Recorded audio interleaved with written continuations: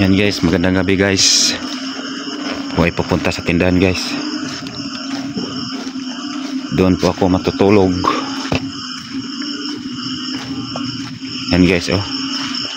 Ang dilim.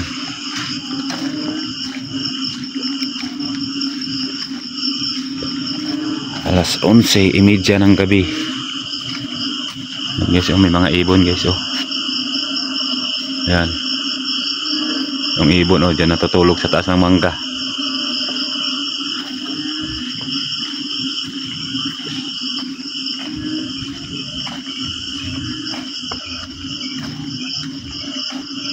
Guys, oh. Maulan kasi dito sa amin. Isang gabi, isang araw ang ulan. Buti na lang ngayon ay hindi umulan. Yan guys, oh. Ito yung dito ko dumadaan papuntang tindahan. Ito po yung pader ng Lods. Yan. Dito ko dumadaan sa gilid ng Lods papuntang sa tindahan.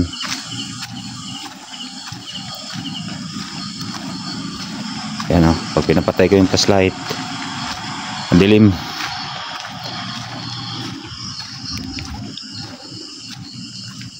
Yan nyo guys. Tingnan nyo. Walang bahay. Dito sa kabila may bahay naman guys, oh. Yung daanan ko.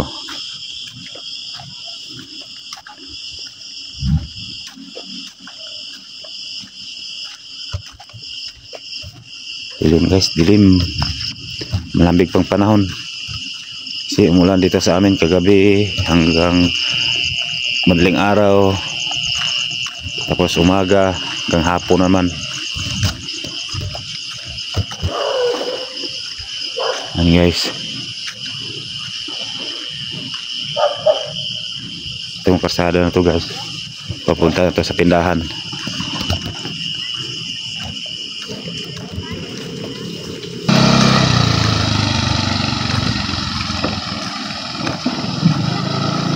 Dilim guys, dilim. Doon ako matutulog sa tindahan kasi malapit ang Pasko. Lalo na dito sa amin. Uso naman ang akyat bahay. Pag-transact ng mga tindahan. Dito yan sa Digo City. Hindi po sa Davao, ha. Digo City to.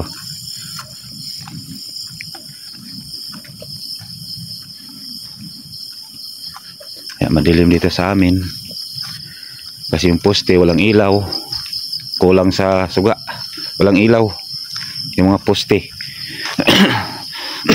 Excuse me. Yan, oh. Ito yung mga kakao guys.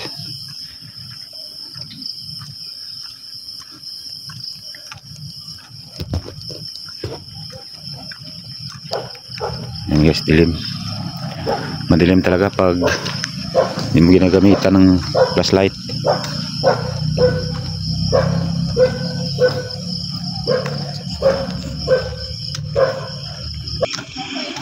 Yan guys, dito na ako sa may tindahan. Ito yung tindahan ko guys, oh. Ito na yung uling ko. Ito yung mga uling ko guys. Yan, dito na ako sa may tindahan. Yung tindahan ko guys, may ilaw sa likod, dalawa. Sa harap naman ay tatlo. Yung mga gulay ko guys, oh, nasa labas.